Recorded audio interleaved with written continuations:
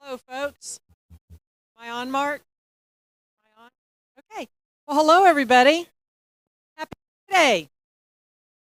Well, can't hear me? Okay. How is it now? There we go. All right. Now I can hear me. Well, happy Friday, everybody. Glad you're here. Sure had a nice spread of food out there in the buffet. I hope that you enjoy it. Kind of another step to normalcy. Uh, I was visiting with our speaker today at the table, and there's been lots of reintroduction to things, and one of them that we both sort of went, oh, is the increased traffic. You guys have noticed that too. But it's a nice spring day in Dallas, Texas, and we are here at the 38th meeting of the Rotary Club of Park Cities. I am Barb Jeffries, this year's president. Let's call this meeting to order.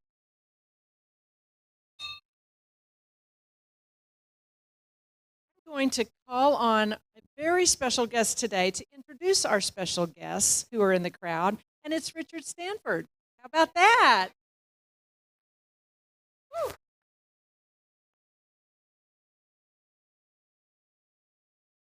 He's going to introduce the guests on this side of the room, starting on my left. If you're a guest here today, please stand up. Hi, this is Natalie. This is her third time visiting our club. She started going to the Rotary Dallas Club and realized or heard there was a better club. So true. So she and is, a larger she club. She is going to check us out. Hopefully she sticks here.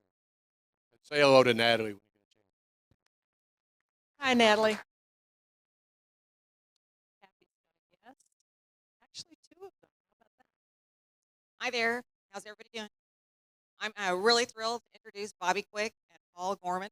They are members of the Rotary Club of Dallas Uptown, and they have submitted paperwork to transfer to our club effective July 1st. Paul is the district global grants chair, and they are both, and Bobby is the club secretary at Dallas Uptown. They're both, they throw lots of parties at Dallas Uptown, so we're looking forward to having some active social chair here for next year. I'm really thrilled that they're here. Let's give them a warm round of applause. Welcome.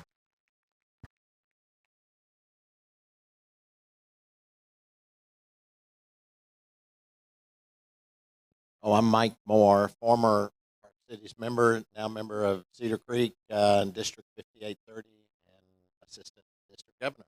My goodness. Well, welcome and welcome back. I'd like to introduce Anita Van Treese. She has applied for membership. We just did our interview a few minutes ago. So welcome her. She's with Young Life and has been for 15 years. Great. Anita, welcome. We are glad each of you are here today, not only our members, but definitely our guests. Come back again and again. We're going to, about 3 people in line here. We're going to start with John, who will begin our meeting with the invocation, followed by our pledge. And then Mark KASHAR will be here to do our marketplace advertiser, and MARMILLION to talk about our R.C.P.C. So if you would stand.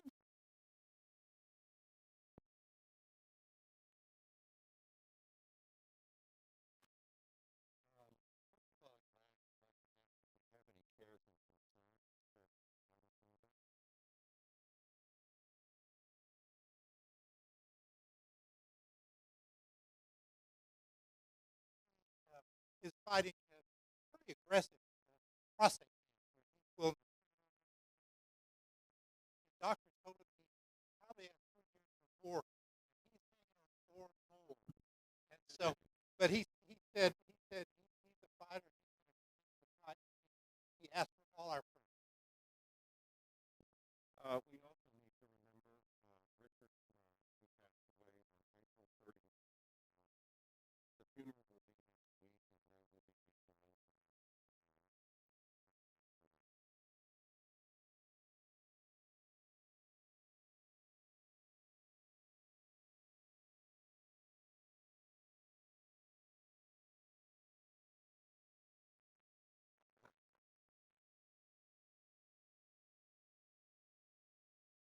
And let's also remember Lee Wagner, who had hip replacement surgery yesterday, is already home from the hospital.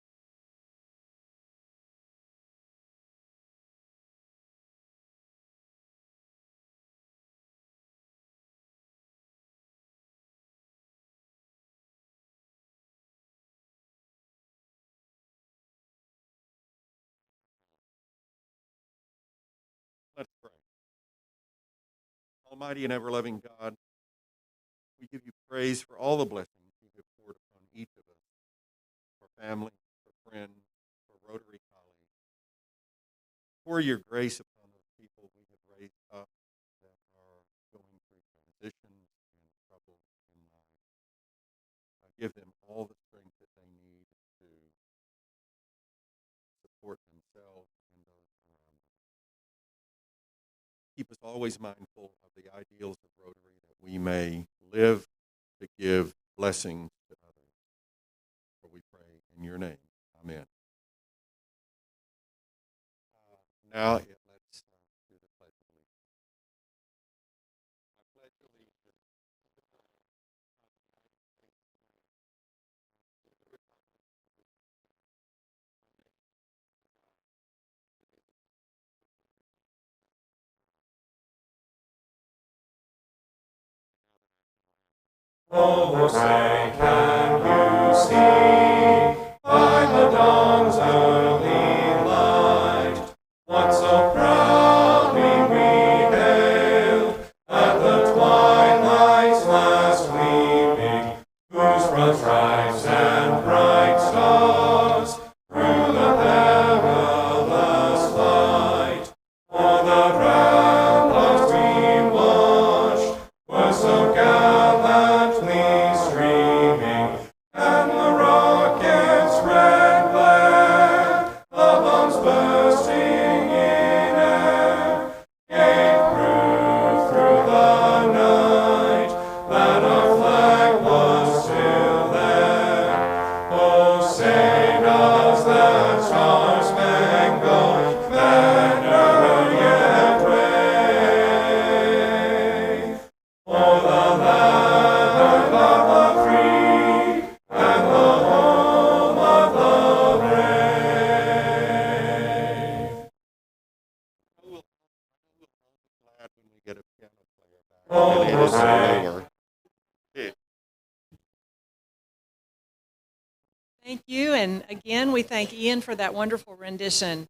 So, Mark, tell us about our marketplace advertiser this week. President BARB. Going to be highlighting the marketplace sponsor, and before I do, we've got about 4 or 5 spots available if anybody else would like to come and advertise on the hub and support the club. But today's marketplace sponsor is Happy Franklin. Yeah, Happy. We all know Happy for her leadership, her energy, and her powers of connecting people. Let's face it, those are near legendary. Today we highlight her work with Securities America's Navigation Financial. Happy has been a financial advisor and Rotarian since 2001. She graduated from Texas Tech with a business degree, and many of you may not know, also a law degree. She enjoys working with individuals, families, and business owners. Clients typically have $1 million plus to invest. She has clients all over Texas and in 10 plus additional states. She's got 4 certifications, and she offices in the Tollway Towers at Arapahoe and the Tollway. Happy enjoys helping her clients with their financial planning, educational planning, life insurance, long-term care insurance planning, and their comprehensive investment planning needs. She hosts 2 networking groups and enjoys doing that, and also a monthly seminar series. Happy is also a sustainer in the Junior League of Dallas and chair of the Park Cities Women's Exchange, and also our next Rotary president for the next Rotary year. Please help me thank Happy for her support of Rotary.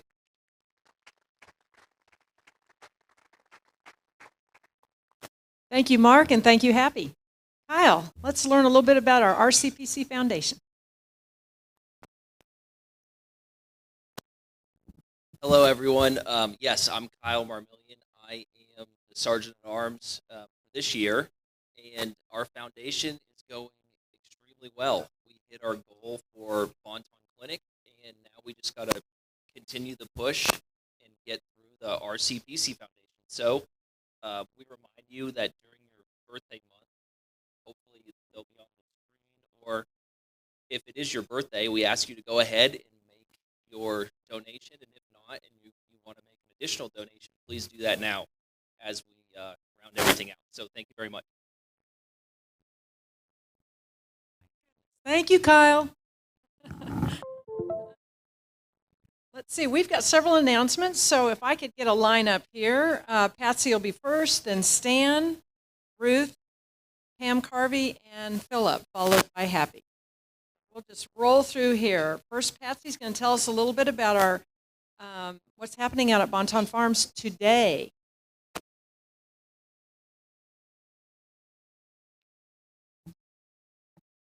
Yes, I wanted to tell you about meal packing today at Bonton Farms starting at 3 o'clock. We already have a couple of people signed up. It would be great if we could get a couple more.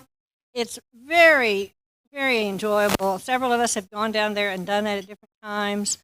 And Stephanie Bonham really appreciates us helping her out there and seeing the people there that they really appreciate what we're doing for them. So I've got the address here, although it may be not up there. All right. The address is 6915 Bayer Street. This is in southern part of Dallas. And it's easier to get to either through Central or Toll Road. But we'd really like to have people go down there today, in addition to the 2 people that have already signed up. And it's a wonderful experience. Thank you.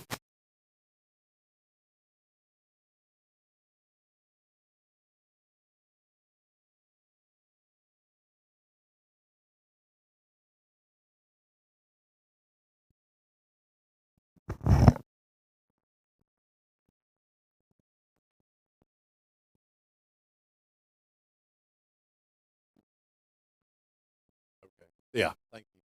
I'm here again, to your chagrin, to talk about the food pack. Paybacks can be hell. You bet. The food packing tomorrow again is from 8:30 to about 12 at the North Texas Food Bank.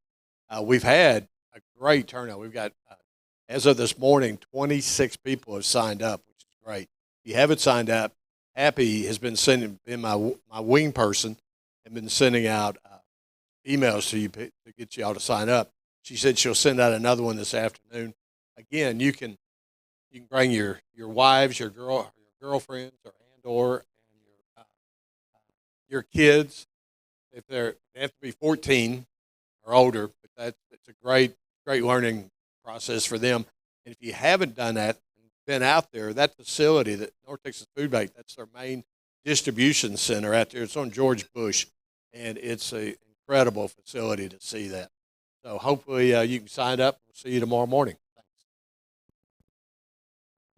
Thank you so much. Well, Ruth, we're going to have learn a little bit about what's going on at the Rotaract Club, our new Rotaract. That's right. Last time when I was here, I had a little trouble with the name, so it's Plano Community Rotaract Club, or PRIESTMAN. As you know, last week, Vivi, who is the Rotaract chair for the district, and Nicole, who's the president of the Rotaract Club, they were here and they presented a PowerPoint presentation and showed what they are doing, and together with the North Texas Pioneer Rotary, we are co-sponsoring them. And co-sponsoring means that we visit each other's clubs and we do things together. We've invited them to come to our food packing tomorrow, and they have invited us to their activity. One of them is Camp Idle, and it is affiliated with the Y. It's a camp for children who have been affected by cancer. It's not only those who have cancer, but their brothers and sisters, anyone in their family distantly who's been affected. And it's a 501c3 organization. It's conducted at the Collin County Adventure Camp, which is managed by the Metropolitan Dallas Y. The kids say of it, it's the one place we are accepted and feel normal, and we don't have to explain what we've gone through to anyone. So it's a refuge for them. Now, normally we don't ask for donations from the podium, and we don't intend to change that policy. But we did bend it a little bit for our Interact Club because they're a part of us. So we're going to bend a little bit for our Rotaract Club. They are gathering items for a raffle, and they're going to put it in a basket, and they want the theme to be entertainment. So if you have any games, tickets, or anything that your company has that you would like to donate, please let me know, and I'll manage that. It will need to be done by next Tuesday. In the alternative, if you'd rather have the Rotaractors do the shopping, I've put a little envelope on each table, and you can put something in there. The second project that they're involved in is a cookbook, and they want to create it with recipes that reflect Rotary's international reach and the heritage of Rotarians. So if you have a recipe that's been in your family or something that you think would be unusual or really interesting, it's going to be with pictures and it's going to be annotated. And the deadline for that is Monday, June the 5th. And it is a fundraiser, but they don't know yet what it's going to be for. Depends on how much money they make selling the cookbook. Thank you, Barb. Thank you, Ruth. I appreciate that. And I'm pretty sure you all can find that envelope on your table. All right, Pam. Good afternoon, everyone. We are celebrating Bonton Farms was a fundraiser for us, and Lee Wagner, Linda Tunnell, and I headed that, and we did make our level that we were hoping for of $150,000, and it was raised. We're a little above it, in fact, and if anybody else wants to donate, that's good too. The clinic has yet to be built, or the ground has not been broken yet, but we will be outfitting the medical clinic with equipment and tables and things that they need, exam tables, things that they need. So our Rotary Club, again, has come through, and they are now a collaborative partner of ours, and I would like to invite all of you to come to Bonton Farms. We will be there on May 28th. That is a non-Rotary meeting Friday, so we won't be coming here. So come on down to Bonton Farms. Sign up online on our website. We have arranged for box lunches. It will be a picnic, and the box lunches are $15. And Bonton Farms will provide the foods out of their cafe. And then we'll just celebrate what we have been able to accomplish. So please do go online and sign up. If you sign up by the 21st, that's really our deadline. It's a week ahead. If you sign up by then, there will be a drawing for a door prize. So do that. That's great. Again, that's Memorial Day weekend, which is why we won't be here that Friday, but hopefully we will all be down at Bonton Farms in the sunshine. Howdy, howdy. So, are y'all ready to have some fun? Next Saturday, we're going to have brunch at the Cheesecake Factory at 11 a.m., so that's Saturday, May 15th. Put that on your calendar. That'll be a lot of fun. We'd love to have a really nice group out there at the Cheesecake Factory for brunch. And then on Sunday, June 13th, we're going to have a 4-course Italian dinner. We're going to learn how to cook Italian food and then have a really nice Italian dinner with all the wine that we'd like to have with dinner. And so sign up for that. It's $100 per person. It's going to be a great class. Love to have a fantastic turnout. Thank you. Thank you, Happy. There's always a good time when Happy's around. So. Okay, so Happy gets to talk about the fun and games, and I guess I get to talk about the work that's going to come up. Particularly, I want to give everybody a preview of what the ad is, thanks to Park City's people. Mark, if you have that, can you show that? Okay, no problem. So thanks for the great help that Park City's people has done. First off, William Taylor had an article about the upcoming parade to give us a little details in the May issue. And then in June, they donate a half-page ad where we announce, I'll be still, thanks. They dedicate a half-page ad to announce our Grand Marshals this year, which will be Laurie and Jim Hitzelberger, and actually have a parade to begin this year instead of just the virtual experience last year. And then in July, we'll be thanking the particular highlight, the beneficiary being the North Texas Food Bank, and our sponsors and parade underwriters. So look for that as well. It's a great ad. I'll send that out. Actually, it may be a good opportunity for me to say what the volunteer opportunities are. The theme of the parade is United We Stand, and I'm think about that particularly this time of division or challenge. Patriotism is an opportunity for, I think we all can sign on to this is what our ideals are and what we have in common, and not focus on what separates us. So it can be more appropriate, I think. So first event regarding this overall celebration is going to be the Grand Marshal Luncheon, which will be here at this location June 11th. That'll feature the Hitzelbergers as the primary. Jeff Brady has agreed to be our interviewer and very professional in that regard, so thanks very much for that. Mary Bishop is in charge of the luncheon. There are volunteer opportunities before, during, and after the parade. And there's a sign-up that's already now on the webpage that you can look at. Mary particularly needs some people to help just manage the group that day. And then there's communication needs in advance. Parade, there's always big needs there, especially walking marshals. Paul Pyrock is in charge of the parade specifically. Stan Wright is in charge of facilities. We need help to set up banners, that sort of stuff. And then Sarah is the fourth of the quartile running the group. So that's everything I have for right now. Look for the volunteer opportunities. It's going to be a great celebration. At this point, we're still just focused on the parade, not having Gore Park, thinking that's part of the Media Via approach that many Methodists know how to do, circumvent the various interests. I think that's what we're going to accomplish this year. Thanks. Thank you, Philip. If you get an opportunity, and I encourage you to go to our website, there has been a task force working on that.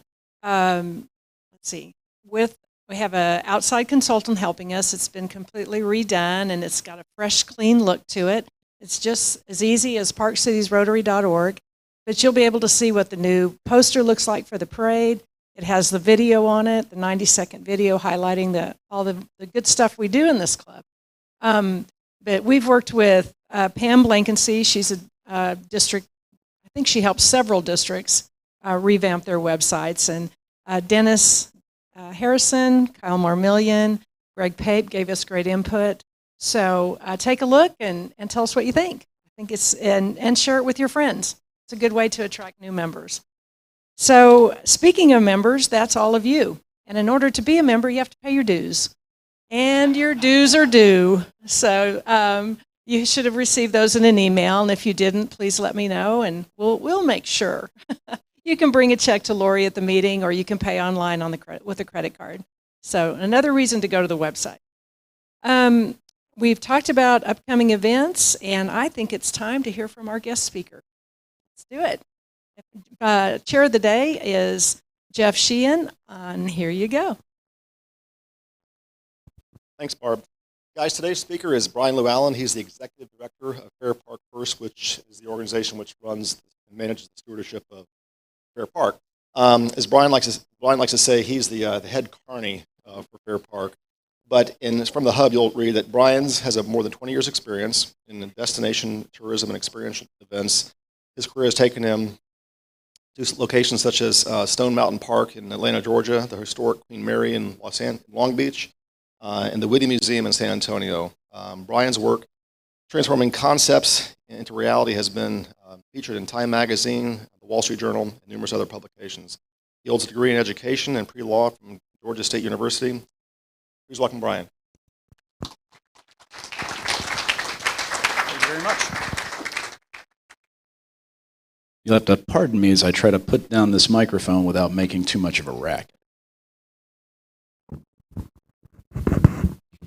Okay, I think that was mostly successful. It's great to be with everybody this afternoon. Thank you very much for having me. It's always an interesting thing to talk about Fair Park when I go out into the community, because I'm not a native Dallasite. Please don't hold that against me. I swear my wife's a beautiful girl from Texas, and I have found that if you marry a beautiful girl from Texas, you're going to live. She was pretty certain that was going to happen. I actually introduced my mom's side of the family. She'd relocated to San Antonio, and her family at Fair Park. From an outsider's perspective, let me tell you what Dallas is. Very simply, it's that TV show from back in the day with Larry Hagman. And then when you come here, what you do is you go to Fair Park if the fair's running. You don't go there the rest of the time, and I'm guessing that's not much of a surprise to you guys. And then you go to the Arboretum if it's fall, and you see their beautiful pumpkin display, and then you do the JFK thing. You should probably do that one last because you're kind of ending it on a little bit of a down note. As for Fair Park not having a lot of other activity, that's literally my job. Is what we do is we're focusing on the reactivation and rehabilitation, the revitalization of the National Historic Landmark at Fair Park. And my guess is, we've got many generations here, this is not the first time or the second time or the third time some of you have heard about plans to fix Fair Park. We've got a little bit of a different approach, but I always like to focus on the past. It's that background in education, right? We can go way back to the last time the city had a good idea with what to do with the park, which was probably 2002. Plan was all about keeping the Pro there. Anybody been to the Pro recently? It is not in Fair Park. It's okay. They revisited in 2007. They had some really good ideas then. The 2008 financial crisis happened. That didn't happen either. Finally, something good came out of 2014. Mike Rawlings, to his credit, commissioned a bunch of really great civic leaders. Linda Evans, a bunch of other very smart people, got them in a room and said, why do we keep screwing this up? How do we fix this? And it was a really smart group, much smarter than I was. So basically, I spend my day following their gig. They put together a couple of recommendations, and Fair Park First, we're a 501c3 nonprofit corporation. We're the head of a classic public-private partnership. But at the end of the day, we're the guys that were charged with implementing that plan from 2014. Big ideas are very simple. There's only 3 numbered things in the entire plan. 1, you cannot continue to have a fractured approach to the site. You have to bring it all together. You have to break down silos. There needs to be one umbrella organization that runs the whole thing. That's us. So check mark, right? One of the 3 are done. The others are a little tougher. The idea is where you needed to create better connections with the community. What does that mean? Is that physical? Is that economic? How are we breaking down cultural barriers that have left a lot of people feeling excluded in the park while still continuing to do everything that's great? And then there was an idea about putting the park back in the park, and that got a lot of press because that sounds really good. The good news is we're focusing on that, but I think if you just take a myopic view of Fair Park and what it is, what it can be, that's a disservice because we are a National Historic Landmark, one of the most significant historic sites in the entire nation for a reason. And it is because we were built to celebrate everything that is wonderful about Texas. In our current configuration, carried out in 1936, a very special idea was made to hold a centennial for the Texas spirit born in blood at the Battle of the Alamo. 100 years later, Dallas sort of introduced itself to the world at large with the Texas Centennial celebration. They brought in artists from Europe, cutting-edge people from New York to work on architecture. George Dahl had a profound impact. He was the visionary, he was the maestro behind it all. But these days we have a little bit of a problem. And if you look to the monitor, you see exactly what that problem is. The fact that we're about Texas, we're about culture, we're about heritage gets a little overshadowed by a big guy, a corny dog. I call it my corny dog problem. It's very serious.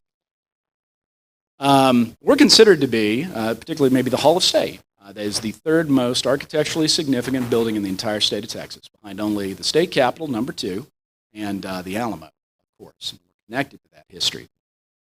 What's interesting is when I talk about the Alamo, people will talk about the battle, they'll talk about the heroes, Crockett, Bowie. They may talk about some of the controversial history that's come to light in recent years as we've taken another look at history, but I tell you what they don't do. They don't talk about the diner across the way where you can get a really good malted milkshake or the mirror maze next to it. They talk about the Alamo. And though people call Fair Park a crown jewel, and it is, you will see some of the most beautiful Art Deco architecture, the single largest collection left in the entire U.S. South Beach would argue that point, but they're wrong. We've measured. At the end of the day, there's something very special there. And if it is a crown jewel, it needs to be polished because it doesn't sparkle the way we would expect it to. But it's a complex issue. And one of the reasons that I think a lot of those other plans fell by the wayside is they tried to accomplish an awful lot with very few resources and not necessarily the political will to pull it off. They tried to create a magic bullet, a panacea that would fix every problem down there. The economic disparity that Bonton Farms is working on, they do good work. There's a lot of great organizations doing good work. The reality is no one of them can fix it. We can't either. What we can do in our charge is really focus on the park and how to be a good neighbor. And if we do those two things really well, we believe there's a catalytic opportunity, and that's really what we've done. I will tell you, in all of those past plans, we have never seen a plan like ours that went out into the communities. And instead of having really formal meetings where people might be fatigued, they've talked about this stuff for 40 years. Nothing's come to fruition meaningfully for them. How do you get them to re-engage? Well, one suggestion would be go to their places of worship.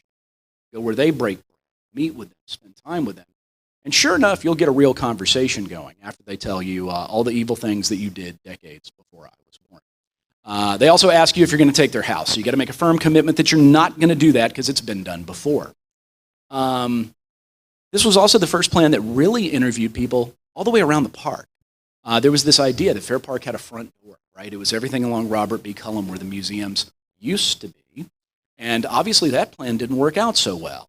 So if you examine all the neighborhoods, there's probably a way you could be a better neighbor to everybody. Nobody done that. And then nobody had really taken a comprehensive view of how the park plugs into everything. Past plans had either been all about the local communities or everything in your community, right? And there needs to be crossover because this is a public park. Though it is privately managed, this is something that all the taxpayers of Dallas own. And so it needs to feel welcome, right? Hospitality is something we are known for as a people, but it's not something that you've seen. And unless you really get everybody engaged, it's hard to get big ideas. Everybody I talked to over the course of 20 months of onboarding, in the new role as the first CEO for the organization, everybody had a different version. A lot of them had to do with corny dogs. A lot of them had to do with racial, cultural, and economic inequity. A lot of them had to do with a memory they might have had. As an example, Ann Barbier Mueller, Gabrielle Mueller's wife, is on my board. And her memory of Fair Park is that one of her first jobs ever was working as a ticket usher at the music hall for the musicals. That's the only identity she had. So how do you weave those together? Well, the answer is you can't. But what you could do, if you had very smart designers, and you'll start seeing some of this on the monitors to your left and right, is start to think about the park a little differently. I'm here to tell you, there may be fans of Fair Park in this room, and I hope there are. If there are not, it wouldn't surprise me because they're a very distinct minority. Most people do not go to Fair Park. They go to something that happened at Fair Park, but it's incidental. They may have gone to see Hamilton at the music hall. We sell every single ticket when that happens. They might have gone to see Jimmy Buffett or Santana or Marilyn Manson. Whoever's playing at the Live Nation Amphitheater, we sell all those tickets. And of course, people come and eat those corny dogs. But they don't stay beyond that experience, and it's not designed to allow them to. There's no hospitality. There's no real food and beverage. There's no connectivity. We're surrounded by moats of concrete. Well, that doesn't seem like any park I've ever seen in the entire world, and it doesn't seem like any entertainment district or cultural district. So maybe what you need to do, instead of trying to fix every problem in the world, is just fix the park first. And I believe, very sincerely, that's my job. So we have focused on how you connect, how to expand the Santa Fe Trail, which is a very popular hiking and biking trail that runs through East Dallas, all the way along our northern border. You'll see that represented in the graphics. And you guys can find this if you want to take a look. You can download this presentation at fairparkfirst.org right now. Very transparent. Have a look if you like. There's also an opportunity to enhance a connective trail inside the property that's about 1.5 miles long. And that's very significant because it links together all of the existing resident cultural institutions, the places that are open year-round. Kind of in the minority these days, but there is still great work being done at the African American Museum, the Music Hall, the Texas Discovery Gardens, etc. And this trail also links in all of the other buildings that would be ripe for re-tenanting. We've had a lot of luck in that regard. We're pretty deep into negotiating 5 new long-term leases. Suddenly there's connectivity. Suddenly there's synergy. Suddenly there's an opportunity to go to the Texas Discovery Gardens to see their beautiful butterflies, have lunch, and then move along and visit the African American Museum. And then perhaps you decide to stay and see a show in the evening. It's an activation strategy that really focuses on very simple urban planning principles that have been proven the world over. We're not reinventing the wheel. This is everything that has worked in my career and in our partner organization's career. Transit and mobility is a little bit of a challenge, so you also have to look without the park. In that regard, we talked to the workers at Bonton Farm, and it was very interesting to me because I love Bonton. It's 8 minutes away from my office, but it takes 2 hours to get to Fair Park on a DART bus because of the inefficiencies in that system. No surprise then that those workers don't get to spend more time in the park. We also paid a lot of attention to parking. We're built like most malls, like this mall, for the day after Thanksgiving. You know, most of these parking spaces don't get used unless it's Black Friday. Same thing applies, only in our case, it's the Texas OU football game. We love that game, but you've really got to start contemplating something different. An activation strategy that has anywhere from 7 to 10 things. That seems to be the magic number in sites around the world where places like this can thrive because it becomes part of your life. Events and programs are very powerful. They are in the moment. They have to happen right then. If you want to come see the Rolling Stones, and by the way, they're still playing. I've got that contract. I'm not going to tell you when it is, but it's sooner than you think. You've got to go that day. You can't just ignore Fair Park. You've got to go to the Cotton Bowl right then. And that's very powerful, and that works at historic sites all over the world. It's a trend to reactivate these old things with new reasons for people to love them. It's very effective. To that regard, we may even actually have to build a little more parking. So we're going to get rid of a lot to take care of that problem. We have a flooding issue. We were built for a 5-year flood event. Climate change makes us hotter, wetter, regardless of what you think the reasons for that are. That is a fact. And we had 21 of those floods last year.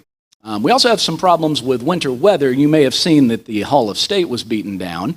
So you've got to fix the infrastructure. It's under all the parking lots. So if you're going to dig that up, why would you put it back?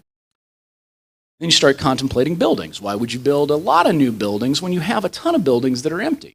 And in fact, you can incentivize them in appropriate ways to bring in new tenants. Really on a triple net relationship. If there's any real estate professionals in the place, they certainly know what I'm talking about. And that has actually been a very attractive model. Finally, you get to green space. I have a contractual obligation with the city of Dallas to build what they call a neighborhood park, a little green space for the community. It's been talked about for at least 35 years that I can tell, but up until June of this past year, no one in the world could tell you with any authority where it's supposed to go, how big it was supposed to be, whether it was a dog park, a skate park. And if you don't have answers to those questions, you have to ask, how meaningfully did anybody ever intend to build this? My answer would be they probably didn't have a great intention. I think a lot of that had to do with funding. The reality is, it's all about having a bigger impact. Whether you're talking about the economics of making the park sustainable, or whether you're talking about how to knit this space together. No one project gets it done. This project was built back in 1936 in Dallas, not because this was exactly the right place to do it, but because of people just like you. Civic leaders, business leaders, people with social engagement on their mind came together and said, now is the time to invest in this part of the city, to invest in increasing the visibility of Dallas. And they came together. We are a partnership organization. That is what fuels us. The very simple idea that none of us are as good as all of us working together. And that is a new approach. Because the city always tried to fix it on their own, except they didn't have enough money and they didn't have the political will of the electorate to do so. And I can promise you, ever since they got beaten down in the last 3 plans, they're never coming back around to that again. They also believed that the philanthropic community would come in 2014 and fix everything. Linda Evans, former head of the Meadows organization, is probably the first person that would tell you that isn't going to happen either. We all have to do this together. And there have to be public investment strategies to that end. We're working with both communities, private, public. We're also working on state and federal funding strategies that make all of this work. But when knit together with this strategy, you end up with 52 new acres of green space that actually connects all of the separate experiences around the park. That is a really big deal because it's never been tried. But it works everywhere else, and it fixes a lot of problems. Beyond the flooding, we have a heat island impact of 45 degrees measured in the park last year. What that means is on a day when it's 105, we have more than our fair share of those, it's Texas, it feels like it's 150 degrees standing in front of the music hall. That's one of our most visited locations. Again, like Bonton workers coming to be in the park, it's no surprise people don't want to hang out. You've got to make that a little nicer, create areas of respite. You also have problems with the environment getting hotter because we have beautiful live oaks all over the property. And oak is endangered because of a problem called oak wilt. Some of you may be dealing with that at your homes or properties. We're going to have to deal with that too. Only we have 2,000 of them. So you have to increase biodiversity. There's a lot of big lifts to this. And again, it's about creating that image that was, I believe, on the hub today of Fair Park about 16 years from now. We're pretty pragmatic. If we came to the private community or the public sphere and said, all right, we need you guys all to come in right now. Here's how much money it is. We don't think we'd see a lot of success. What we have found is success through an incremental and highly pragmatic approach, whereby we're delivering simple milestones that all build on each other as part of 4 distinct 4 to 5 year phases. And you may ask yourself, why 16 years? Well, because we were built in 1936 to showcase everything that's great about Texas. And the bicentennial's coming up. And I can promise you I'm already advocating down in Austin to make sure we are the home of that bicentennial celebration. It is very likely to happen given the great work that the State Fair of Texas does here, doing exactly that every single year. But right now, I'm not sure that we should all be proud of the story we tell. I feel like when you walk through Fair Park now, you certainly see a people that like to build great things. But do we take care of them the way that we should? I don't know. I think there is an impression that we have, especially during the State Fair and the other large events that we've now been drawing in, concert shows, we're working on World Cup, a number of other things, even the vaccination hub, which has seen hundreds of thousands of people visiting Fair Park for a critical social service. The reality is we look like a people that don't care about our past. And I don't believe that's true of Texans. I believe this has been an oversight. But under our stewardship, and with your support, ultimately, I think we can make a difference. We already are. Zones of activation are critically important, but I'm actually going to be a little kinder. I'm going to skip through a couple of these. What I want to talk about is really making a difference. I'm just going to bring up one big map and talk about it, and then I'll move back to how we get there. The reality is there's a profound opportunity to impact this park in the next 5 years. The city has already seeded us with $50 million in bond funds that have been very well used. On top of that, we have taken on an $85 million capital campaign through the philanthropic community, and we have secured $100 million in state funding through the changing of a law called the Brimer Bill that will allow us to use the funding mechanism that was used to build the American Airlines Center. As these continue to move forward, there's a big lift there. That leaves out tenant improvements that are very significant. We're looking at $110 million in new tenant improvements paid for by those organizations that will benefit from the growth inside the park, that will benefit from the automatic explosive growth of having their operations inside a park that hosts the State Fair of Texas. Even as we are today, there's this image that there is a sleepy park in the southern part of the city where not a lot happens outside of the State Fair. I can't tell you how untrue that is. The year before COVID, we did 1,500 events in the park. That's a little bit up from when the city was doing it, but we're just getting started. That number only goes up. If we think about the impression, people that are attending those 1,500 events, State Fair of Texas alone drawing over 3.5 million people in a good year over the course of 24 operating days. That is the single largest ticketed event in America by almost any measure. People come from around the world. Last year, rather the year before COVID, every country in the world had an article about Dallas and the State Fair of Texas except Myanmar and North Korea. I guess they don't care about big techs. But other than Burma and North Korea, everybody has their eyes on this. We have an opportunity to leave a better impression of who we are as a people and how we take care of our history. And that's really what I do when I come out in the communities. I ask people just like you to get engaged. I'm not asking for your money. I know we don't do that from the podium, no matter whether we're bending or breaking those rules. What I'm asking you to do is get interested. I know there's fatigue about this. There always has been, because this is a tough problem. It's been tricky to crack. So then I have to answer you when you say, why is this time different? And the reality is, I think we've got the right team in place. That's where I'm going to go back just a little bit. It does not hurt when you announce your honorary chairs are George and Laura Bush. Certainly that helps accelerate a few things. It helps even more when you announce that Jim and Margot Keys, former CEO of 7-Eleven Global, as well as Ron and Matrice Kirk have come in to help a bipartisan effort supported by dozens of other leaders, just like the ones sitting in this room, come together and help move this project forward. There may be those of you that want to get engaged in that. If so, our website is fairparkfirst.org. There are those that are just curious. We have social media accounts on every platform. If you don't know them, your kids or your grandchildren do, I highly suggest get engaged. Follow what we're doing and just take interest in that renewal of Fair Park, because I can promise you it is real. in no small part because of the teams that are assembled. Fair Park First is a new organization, but we are helped and supported by organizations like Spectra, one of the largest venue management companies in the world. There's a reason the city didn't get stadium shows in the Cotton Bowl for 20 years, and we announced 3 in our first year. I can't tell you today, but I promise there's an announcement on the stones coming sooner than you think. They're a little older. There's a sense of urgency. BTS is going to play next year. They're a little younger, and, they'll be fine. So what I will tell you is there's a lot more behind that. We just announced CONCACAF's Gold Cup. That's the first time that particular level of international soccer has returned to the Cotton Bowl since 1993. And that's always the story. Somehow people got it in their heads that Fair Park couldn't compete with Jerry's World. I'm proud to tell you that on all the nights BTS was going to play the Cotton Bowl before COVID hit us, and the ones after, AT&T's open.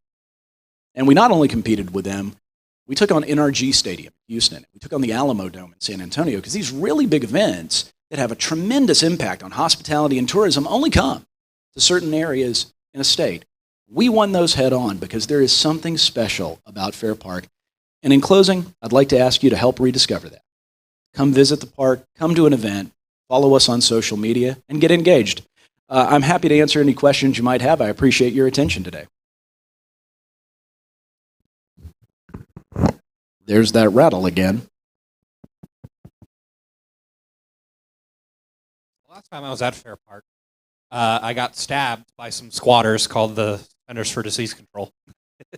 Yeah, we've had a good few stabbings. I think we're at almost 500,000 vaccinations at the site. So it is interesting that you call them squatters. That is a very interesting thing. If anyone's ever seen a police film where the FBI shows up and says, "It's not your crime scene anymore, I'm taking over," FEMA plays by that exact same handbook. And when they come in, the county, the city, everybody, we just kind of fall in line. But it's been great having the National Guard there, and it's really nice. There is no one that wants to get back to normal, not the new normal, real normal, than people that bring people together for a living. And we are very anxious to bring back this year the State Fair and so many other events. You coming out there and getting your vaccination at Fair Park is a critical part of that. I want to thank you.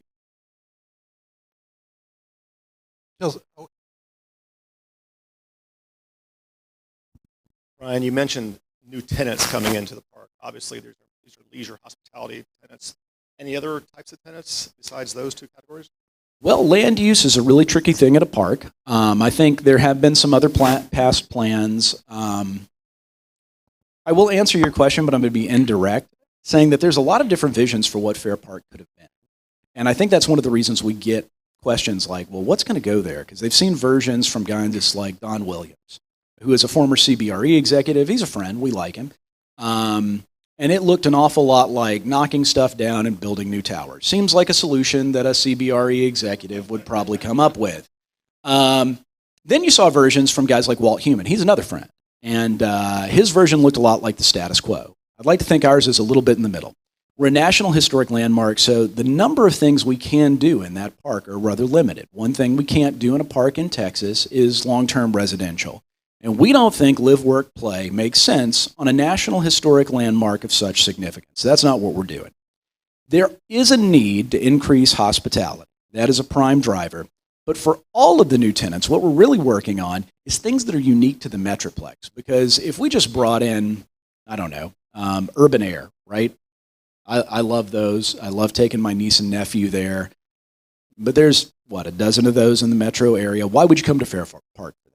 And it doesn't feel elevated enough. These need to be interesting concepts. I will say we're only looking at a limited number of nonprofit museum-style institutions, and those that we have considered are those with a really compelling financial model. Because even the Women's Museum, which made a $50 million investment in the 1990s, wasn't able to survive the 2008 financial crisis. At the end of the day, there has to be a mix of commercial and nonprofit activities that serve the cultural base and then also create a hospitality base. One of the things we've talked a lot about is building a hotel on site, not in the historic core of the park. I promise we're not going to knock down the Hall Estate to build a Holiday Inn. Rather, what we're looking at is a boutique, full-service hotel. There's about 11 developers that seem to call me every single day because they'd really like that opportunity. That doesn't need to be the first thing we work on, but it is something that we need because there's a number of events. When you've got 2 million square feet of exhibition space, they might like to be there, but you kind of need a hotel nearby to take advantage of that. And it creates a great new opportunity to bring in occupancy tax to the property that can be used to help improve and restore the historic buildings. Beyond that, I don't think there's going to be any big wild cards. Again, definitely no residential, and we're not necessarily seeing soft goods. When we do mixed use around the hotel, there probably will be some degree. We see restaurants, things that would service the community. It is truly a food desert, and it is very interesting to meet with people in surrounding communities and ask, what do you need in the park? And they say, well, I'd love a Starbucks. You do know what tends to come with that sort of investment. And then the conversation inevitably turns to impacts, gentrification, displacement, and we're very sensitive to that. So one of the things I will also bring to your attention today is there is a bill moving forward in Austin. I don't do a lot of advocacy, but I think this one's worth taking a look. It's House Bill 1577. It would create a pilot program to establish a tax ceiling in some of the historic areas around the park that could become very endangered through our work. And if you have an interest in making sure that the people that have lived in those neighborhoods for generations have the opportunity to continue to do so, I strongly recommend reach out to your public servants. Take a look at the bill. If you don't agree, that's fine. But we've written a strong letter of support, and we hope to see it move forward. We think it would do a lot of good to help protect those people. Sure, Brian. Thank you very much for being here. You had mentioned briefly Dallas Summer Musicals, which I absolutely love. We actually just renewed our tickets for, I guess, all the way through 2022. Started with Hamilton in November. I actually noticed that Wicked, which opens the end of July, will be the first Broadway show opening in the entire U.S. Post-COVID. So that's pretty cool. But I guess question one, what is your plans for expanding that? And two, when we typically go to those shows, we bring the kids. You park, you're in, you're out. There's no restaurants. There's no options for spending time at the park. It's really just park and leave. So I love when somebody asks a question I have a slide on. I was trying to be kind to you guys and not do a huge information dump, but I guess if you really want me to show off, on the screens you'll see the music hall on the left-hand side, and then you'll see the African American Museum just across from it. What we're seeing is a green space that would address some of the flooding problems that we've seen. I've actually got pictures of summer performances at Dallas Summer Musical whereby people came in to see the show. They got great touring Broadway, and a summer storm came through. Again, Texas, no surprise. And then these photos are of vehicles, trucks and cars with water all the way to their windows. Look, I don't care how good the show was. They're never coming back to Fair Park. And we probably had to pay for that car. So we got to fix that. Green space is a great way to better manage stormwater. It also creates an area of respite. We see this, that sort of horseshoe-shaped building you might see there is that mixed-use massing, some hospitality, some restaurants. And one then imagines green space, connecting the African American Museum to the music hall, creating a zone of activity where you could walk to a cafe right there at your vehicle, a parking deck underneath the hotel, totally hidden from view, so it's very convenient, and you're able to have lunch before you go in and see that performance of Hamilton or Wicked or whatever it might be. Then afterwards, you might, in fact, like to have a cocktail. How wonderful would it be if you could then stick around for one of the evening shows in one of the other venues? And that's really, when I talk about activation and connectivity, that's the big takeaway. There have to be opportunities to extend the experience and have moments of discovery.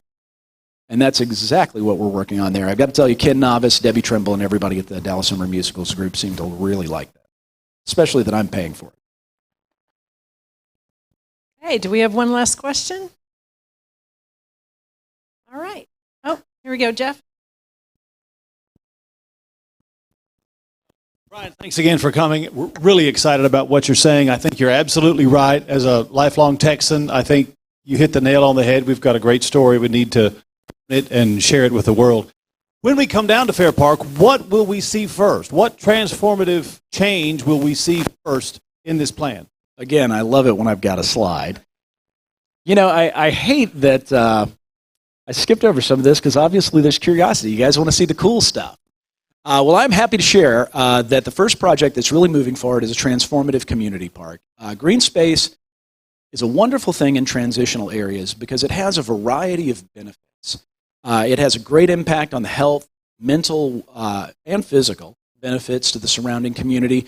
We also know that when there's an investment in green space, it tends to walk back the so-called crime line by thousands of feet per acre.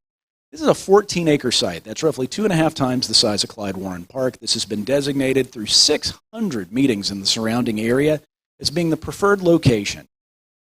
This park is already being designed. We're already back out in community input for a granular view of what this is going to look like.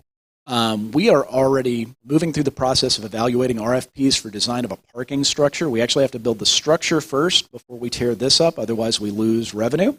And we need that to help support the $8.5 million savings that we represent to the Dallas General Fund. Can I get a round of applause for how much money we save the taxpayers?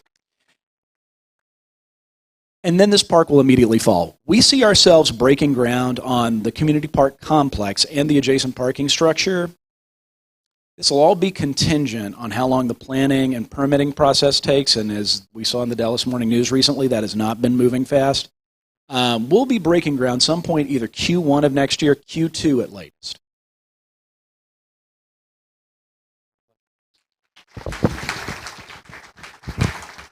Wonderful being with you all. Thank you. Each week that we have yet another wonderful speaker, we donate a book in your honor to a local. Thank you for your time, and we appreciate you. You're welcome. Thank you. Thank you all. What passion. That's wonderful. I think you're the right man for the job after 50-plus years. Glad you're here. Where have you been? That's right. Well, we hope you all come back next week. It was a great meeting. It was great seeing you all here. The speaker next week is the chair of the day, Barbara Markham, has Julie Yarborough, who is with the Methodist Hospital. She'll be here to talk to us about what it was like to manage a hospital complex through a pandemic. And if I could get new member Eric Harrison to join me at the podium, and if you all will stand for the four-way test.